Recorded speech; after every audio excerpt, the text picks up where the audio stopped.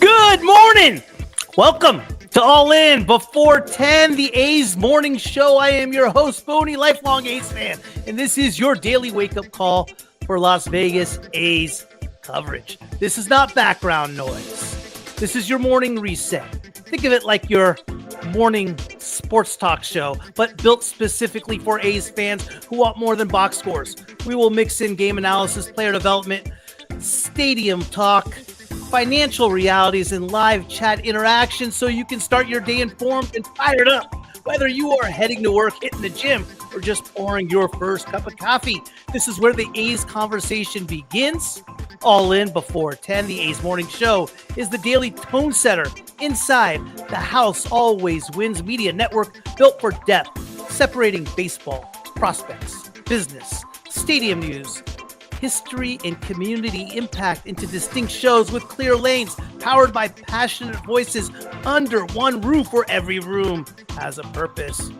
Do me a favor, subscribe, turn on notifications, and jump in to the live chat.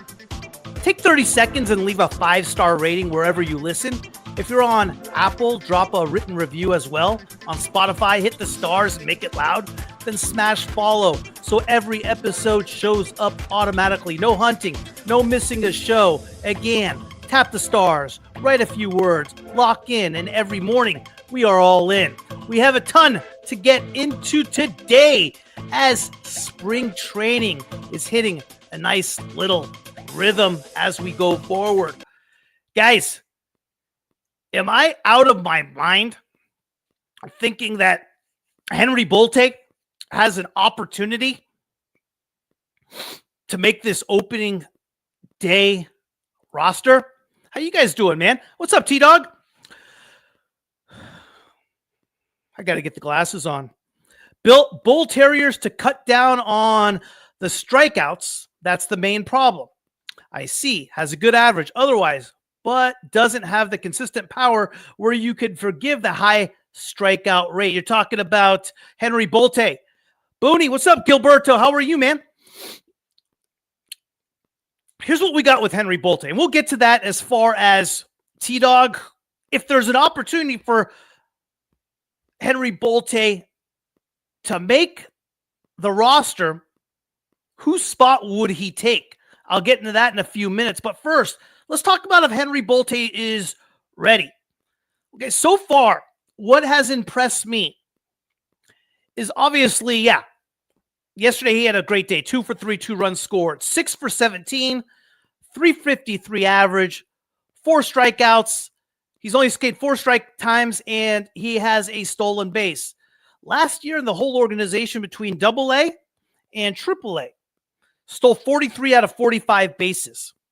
Was the second highest stolen base total in the whole organization, right behind Cameron Leary, who did that in low A Stockton and high A Lansing. He had more than Bolte. Bolte's a 2023 second round pick out of Palo Alto High School. The kid's only 22 years old. He is a true 5-tool athlete. He can do it all. Power, average. He can throw. He's fast. He can play defense. He can track down balls. He's amazing. The big knock on Bolte has been consistency and making contact. He strikes out too much. He has struck out throughout his minor league career. But all of a sudden, things seem to be coming together. What has taken me aback with regard to Bolte is how hard's he hitting the ball. Yesterday, he was 1 for 2, hit his single 83.7 off the bat. I believe, 2 for 3 yesterday, I believe.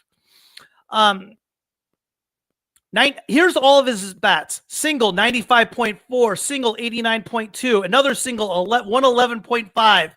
Popped out 86.2, ground out at 110, another ground out at 109.3, ground out 74, double 102, fly out 94, fly out 96, ground out 103. Even when he's hitting the ball, when he's getting out, he's hitting the ball on the dot. That's the difference with regard to Bolte, and that's what he's showing me. Every time he comes up to plate, up to bat, he is hitting the ball hard somewhere. What's up, Timmy? Bolte scoring from second showed his speed. Yeah, and it's one thing on this A's roster that they don't have. They don't have a guy that can steal bases. Even with Denzel Clark, how fast Denzel Clark is and how athletic he is not known as a quote-unquote base stealer. I mean, I think his minor league career, he's running at about 55, 60% with regard to stolen bases, maybe a little bit higher. But Henry Bolte right now is the only base stealer that is on the A's roster. I mean, the other one, Lawrence Butler, 22 bags, I believe he stole last year for how many at-bats he got. I wouldn't really consider that a base stealer. The A's are last in the league, or I believe second and the last in the league in stolen bases. They need that desperately. Is there an opportunity for Bolte to get on the roster? There's a lot of games left still in spring. We still got another 21 games left. But I would say this, at the beginning of spring training, I would say his chances of making the opening day roster was between about 10 and 20%. Right now, I think you could easily say between 30 and 40. A lot of things going to have to happen in order for Bolte to make it. But he has gotten better. Last year, we saw him start out in Double-A Midland. Started out on fire. Wasn't striking out. Was getting on base. Was stealing bases. Then, he came back to his old ways a little bit. Hit a little bit of a slide. Started striking out. But still, his productivity was there. He got promoted to Triple-A Vegas. Hit 300 in Triple-A Vegas, did what he does. I believe he was 11 of 11 in stolen bases. Then he got hurt, and he was out the rest of the year. Missed probably about the last 20 games or so of the season. But he has been nothing but impressive so far this spring. Sam Boy, top of the morning to you, my friend. Does that translate into an opening day spot? Well, like I said, we'll see. A lot of games left. 21 games left with the spring season, this spring training. He's going to get more opportunity, that's for sure. But is it enough to get him over the top? Straight A's had his episode last night. It posted. Sam from Straight A's had an episode last night, and he talked exactly about Denzel Clark.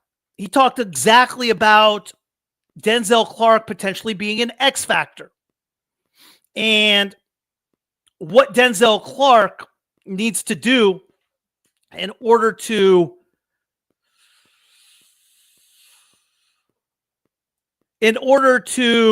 assure his spot on the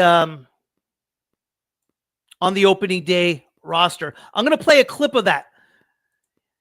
If you haven't seen that, When Stats Meet Instincts, make sure you go check it out. But here is a clip of Straight A's Sam from Stats. When Stats Meet Instincts. Sorry, guys. And show you exactly what his thoughts were with regard to Denzel Clark. It was actually a hell of an episode. I'll see you guys in a minute.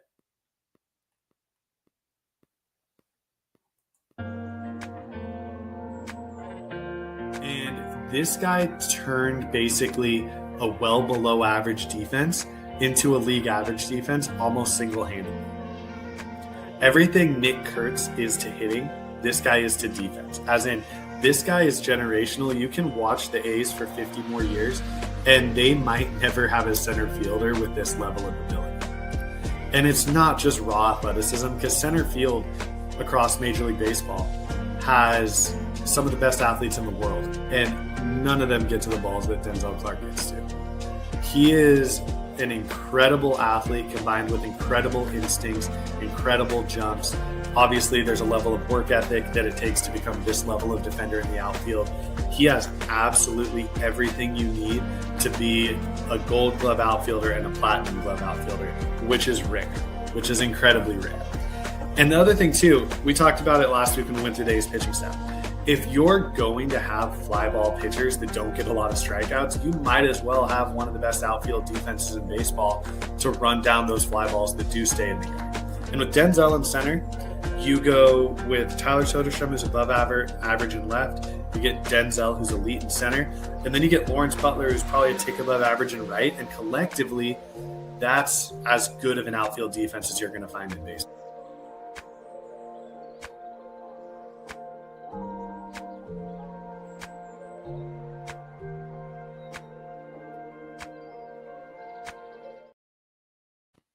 Yeah, check out that episode where stats meet instinct. Sam did a hell of a job, and it gets to kind of my point as far as the roster math. Timmy, I think it's going to be Ibanez, Cortez, JKG before Bolte. Well, you got to remember, Ibanez and JKG are infielders, so they don't have a shot at that. And I don't believe JKG is on the 40-man roster, so you got to free up a spot. So they're in a little bit of a different situation. Ibanez, same thing. Ibanez is going to get on the roster, but neither JKG or Ibanez are outfielders. Cortez, yeah, I agree with you. I do think Cortez, a left-handed bat, which brings me to my point. I think it's going to be between Denzel Clark and Henry Bolte. I really do, to assure that last spot. I think Denzel Clark's job is on the line. Now, if you listen to Sam's full episode, I'm not going to spoil the whole thing, but he kind of reiterates what I said yesterday.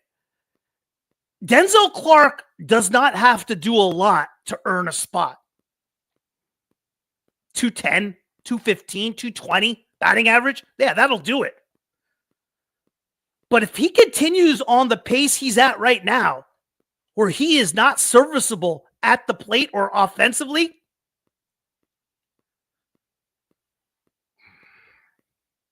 I don't know. It makes things a lot more interesting, that's for sure. Henry Bolte obviously is not at the level Denzel Clark is defensively. I mean, who is? But Henry Bolte can play all three positions and is a very above average defensive outfielder. He's good. He has a big time arm. He can go out and track down balls. And if Henry Bolte finishes this spring cutting down on the strikeouts, hitting, let's say, 350, 360, in other words, if the numbers stand the way it is today, I think Henry Bolte gets the job. I don't know how you don't. If Denzel Clark is hitting in the ones, and Henry Bolte is hitting 350, I think it's Henry Bolte's job.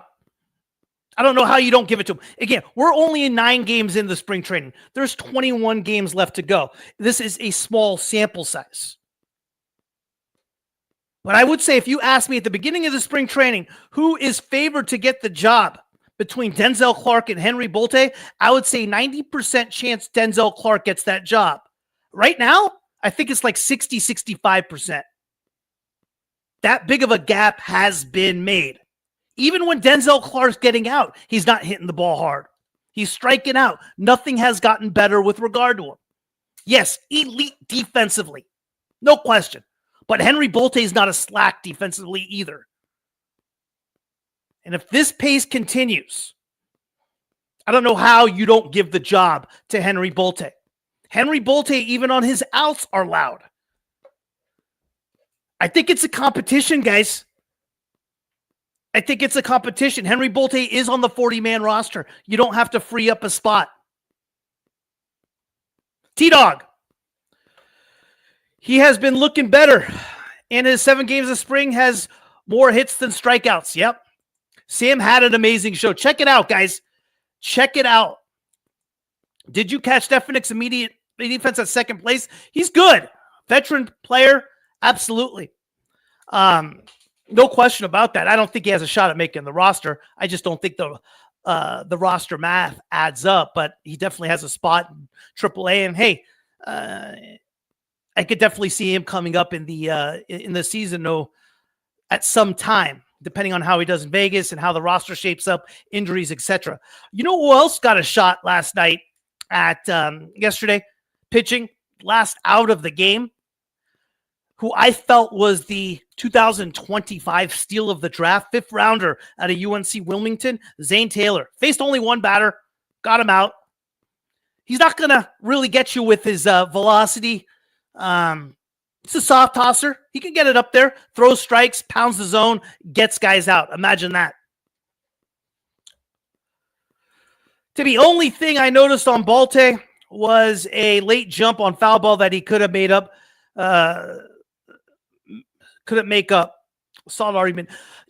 Listen, there's no comparing Bolte and Denzel Clark defensively. Okay? But I would put Bolte at the level as a Lawrence Butler defensively. Maybe of a Tyler Soderstrom. He, like I said, he could play all 3 positions. He's 22 years old. I mean, they've been grooming this kid for a while. Point to all this is that it's not Denzel Clark's job anymore. It's his to lose, but the race is tighter. Bolte is right on his tail. 9 games, small sample size. I get it. Got 21 games left. But if the numbers stay the same,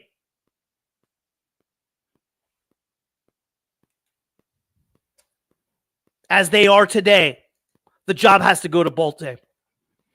Check out Sam's episode. Does a hell of a job. He talks about 4 guys that are an X factor to the A season. Covers each one in depth and what is needed for them to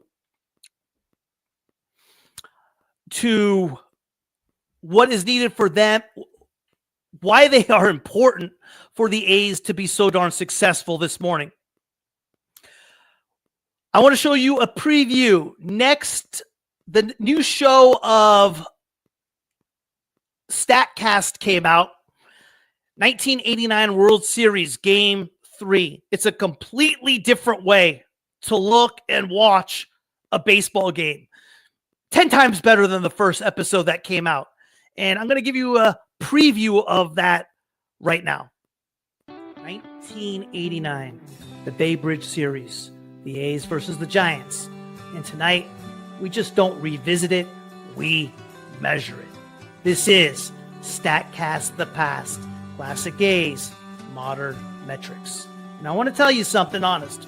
For years, I was an opponent of advanced metrics. WAR, OPS plus, win probability added.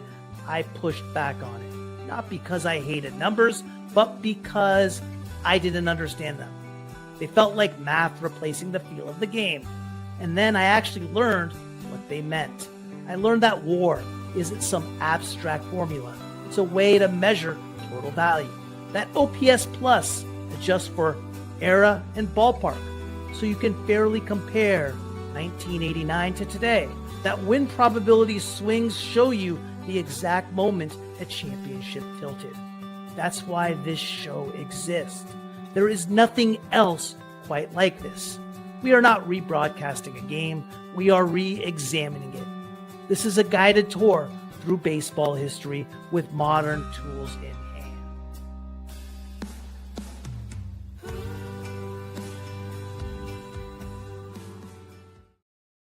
Check out that show. That is now up on the channel.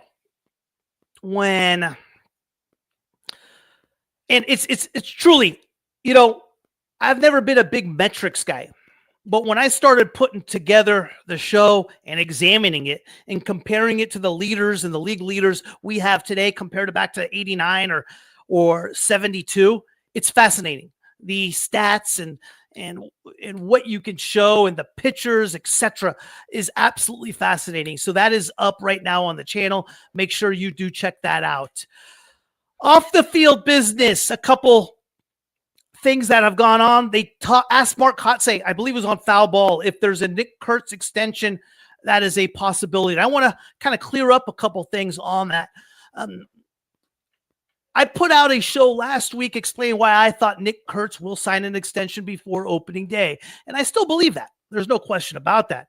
And Townsy on A's Cast did a show basically saying, hey, the individuals that put out the article, and Heyman, I think it was Heyman and I forget the other individual off the top of my head, said, hey, that's late news. They were all over that in December. They made an offer to Kurtz back in December. Here's my take on it, guys. They both dropped the ball. Heyman did and Townsy did. And they both left critical information out in their analysis. Heyman's article, the basis of his article was that a potential lockout and a potential floor and ceiling on a salary cap could alter an individual's decision on whether they sign an extension now or later. I agree with that. He was right on in what he was saying. Where he did make a mistake, he misled, and he presented his article as if that extension was offered a week earlier or a few days earlier or whatever it may have been. And it wasn't. It sounded like it was offered back in December. Where Townie dropped the ball was that he simply said, hey, they were late to the party. We already know about that. But what he missed was the content on Heyman was talking about. Either he didn't read it or he just didn't want to report it correctly. Heyman's article had everything to do with a potential lockout and a potential floor and a potential ceiling on the next CBA agreement. That's important. That needs to be talked about. And Townie failed to do that. He needed to do that. Both Heyman and Townsy dropped the ball when they reported on that. Bottom line. And I like Townsy. If the pitching shows improvement through the rest of the spring, could make sense. Could make it easier for the A's to choose Bolte over Denzel. Yeah, true. Is it me or does Kurtz look better? I think some of the chubby is gone. I'm sure he does. I haven't noticed it, but with that being said, I haven't really seen too many games on TV, as there have only been two. But yeah, he looks ready to play for sure. No question about it. So I wanted to make sure that was clear with regard to Kurtz and the extension. I still believe he's gonna sign that extension. That matters, guys. When you're talking about a collective bargaining agreement, a potential lockout where things change, yeah, that needs to be talked about. At the same time, Heyman needs to say, hey, listen, in his article, this extension wasn't offered yesterday. It was offered back in December or whatever it may be. And Townie needs to reference that as well. They both did awful jobs on that. But, whatever. Stadium looks like it's absolutely crushing it. They're starting to put the ceilings or the roof on the stadium. And that looks well ahead of time. The $300 million that was paid by the Fishers or John Fisher in the funding of the stadium. I talked about that a little bit last week. Hey, that just really comes down to one thing, guys. He had to make a decision on whether to draw that money from his securities back line of credit, which he's using to fund the stadium, which is paying an interest rate of around 4.5% to 5%, or the construction loan, which is probably right around 7.5%. It makes sense financially, cash flow wise, to pull it from his S block. And that's why that money came from his own pocket. It's the cheapest way to do it. Don't look anything further than that. Tibby, If we pull 3 of the 4 stars into extension, the A's go from GM joke to GM of the year. I mean, I think Force is doing a hell of a job, but yeah, I don't think they're going to get. I don't think Langoliers is going to get extended. So if you're talking about Wilson, Soderstrom, Kurtz, Langoliers, yeah, that'd be nice to get 3 of the 4, right? I think Langoliers is going to end up being a free agent. That's for sure. With Boris as his agent, he's definitely going to hit the market, and he's going to get top dollar. And what kind of catcher is he going to be in a few years? But he's been tearing it up as well. You know who else looked good yesterday? Who I like a lot? Brady Basso. Don't sleep on him. Don't sleep on Brady Basso. Luis Medina made his debut. Didn't go as he wanted. An inning pitched, 2 hits, 1 earned run. But geez, he hit 99. You can't teach 99. Is there a potential role for him as a high leverage guy? Maybe as a stopper? Possibly. If he can gain that command, which he will. Hey, it's his first time he's pitched in 2 years and he's throwing 99. His stuff was there. His stuff played.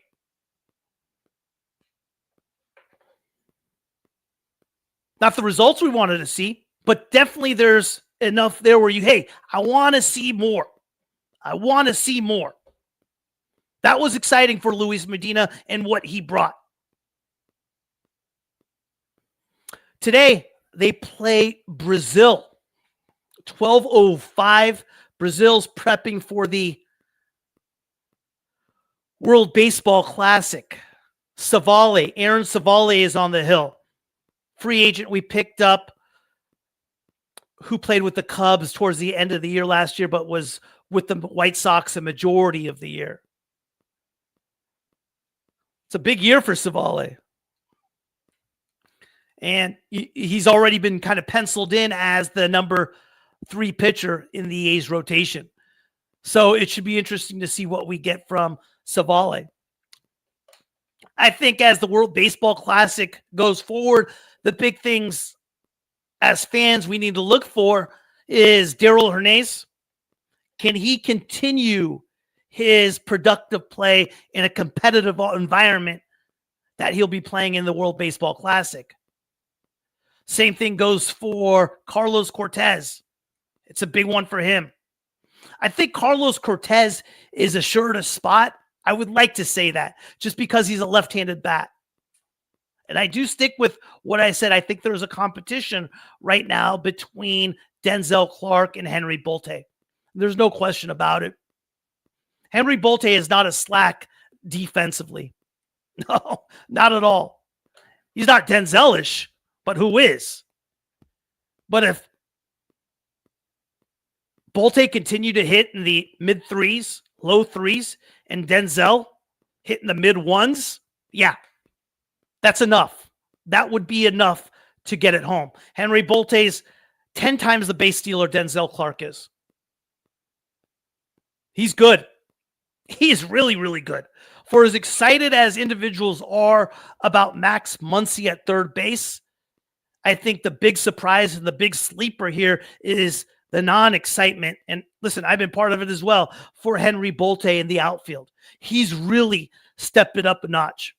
And I would say that Henry Bolte is at a more advanced or farther along pace than Max Muncy was last year at this time. I would definitely say that. But hey, there's still a number of games to be played. 21. It's a small sample size, but it's something interesting. That's for sure. Listen, guys, do me a favor. Subscribe, like, get the word out. We're doing good things. We got another show being 2 shows coming out this week. We have another one with The Climb. Mike Mooney, Ben Langridge talk about their time in the minors, almost getting drafted for Ben. Mike, his time at AAA with the Giants organization and how that kind of amounted. All on Green, first episode tomorrow night. I can't wait for that one. Rob and Stud talking about baseball and the A's from a perspective of, hey, two guys sitting at a bar having a cold one, talking about some proposition wagers, etc. That should be a lot of fun. And we have another one coming out next week, Budget Ball. Real excited about that. Pass the word. There's some good things going on this platform. Talented individuals are